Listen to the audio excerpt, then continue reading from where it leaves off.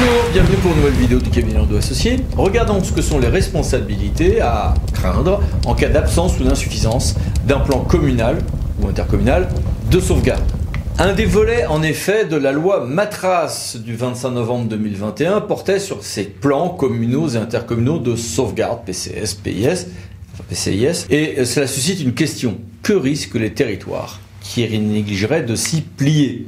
Eh bien, cette loi Matras en matière d'incendie et de secours a notamment conforté ces fameux plans communaux ou intercommunaux de sauvegarde et consacré le rôle des préfets de département dans la gestion territoriale des crises.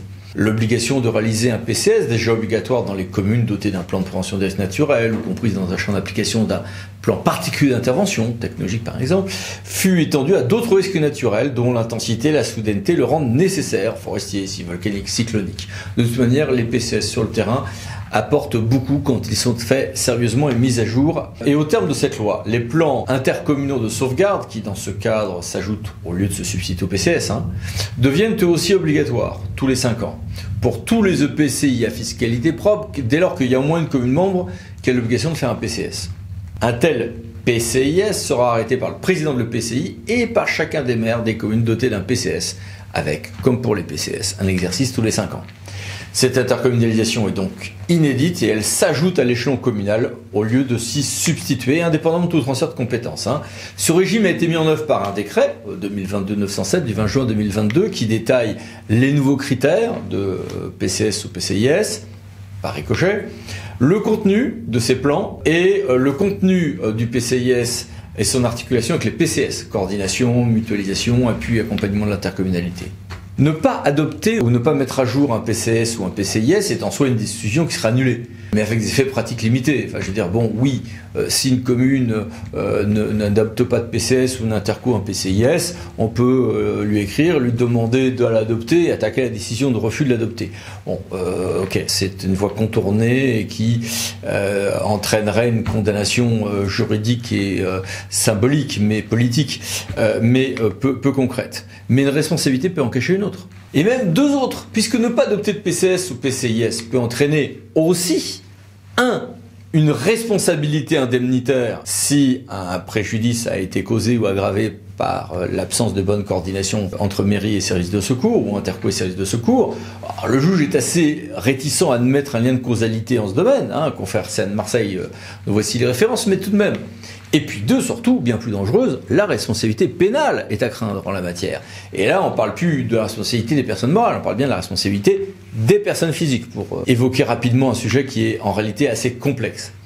Une telle responsabilité pénale peut résulter d'homicide ou de blessures involontaires, voire de pollution, qui peuvent être occasionnées par des incendies, des inondations ou autres, qui auraient en partie été évitées si PCS ou PCIS avaient été opérationnels, adoptés et opérationnels. Alors évidemment, pareil cas s'applique à la loi Fauchon.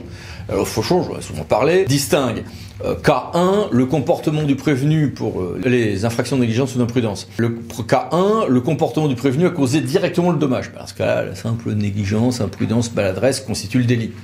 Sous réserve de regarder au cas par cas ce qui s'est passé. Cas 2A, 2. Première sous-hypothèse, 2A, ah non, j'ai causé indirectement le préjudice, mais j'ai violé de manière délibérée, manifestement délibérée, une obligation particulière de prudence et de sécurité prévue par la loi ou le règlement. Attention, par la loi ou le règlement. Pas une bonne pratique ou une norme, non, pas une circulaire, la loi et le règlement.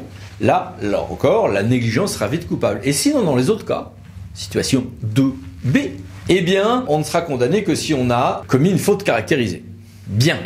Négliger d'adopter un plan communal ou intercommunal de sauvegarde, est-ce que c'est la cause directe d'un préjudice ? Bon, non. Mais par contre, c'est quand même la violation délibérée d'une règle de prudence ou de sécurité fixée par la loi ou le règlement. Et ça veut dire qu'on est dans le cas 2A, précédemment vu, un cas dangereux, où on est condamné même sans avoir fait de faute caractérisée. Une faute légère suffit, en cas d'homicide ou de blessure involontaire notamment. Donc, faire un PCS ou un PCIS insuffisant n'est pas bien, mais on ne sera condamné que si on a fait une faute caractérisée. Ça veut dire qu'il faut le faire, ça veut dire qu'il faut essayer qu'il soit évidemment suffisant. C'est un travail qu'il faut faire avec passion et non pas uniquement au thermomètre de la dangerosité juridique. Mais Le faire est déjà en soi une protection importante puisqu'on ne sera condamné qu'en cas de faute caractérisée.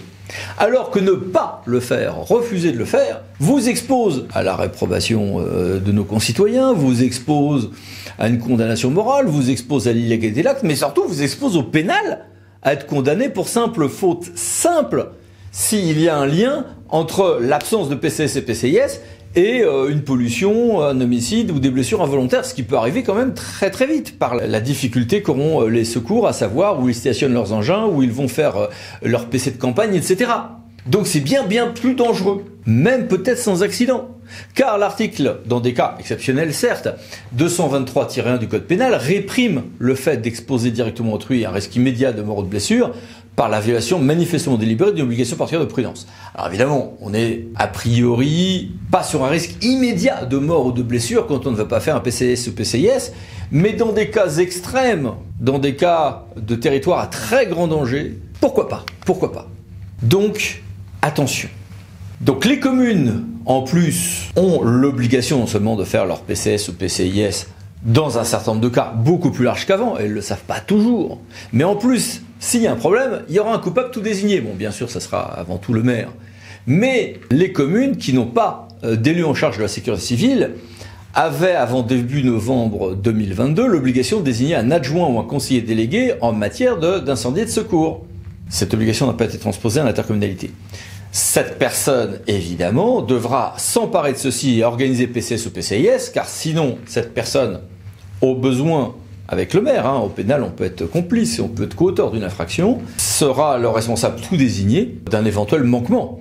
Si le maire n'a pas désigné cet élu et n'a pas voulu mettre en œuvre un PCS alors qu'il a l'obligation d'en adopter, ou l'interco pour un PCIS, alors là, le maire risque d'être en mauvaise posture, notamment s'il y a un accident lors de l'intervention des services de secours, d'incendie de secours ou de ralentissement de cette intervention.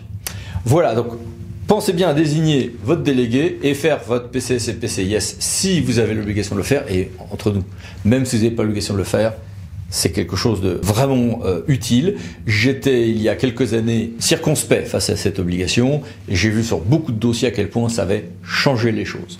Voilà. À bientôt pour d'autres vidéos de Cabinet Landau Associés. Pensez à vous abonner. Merci, au revoir.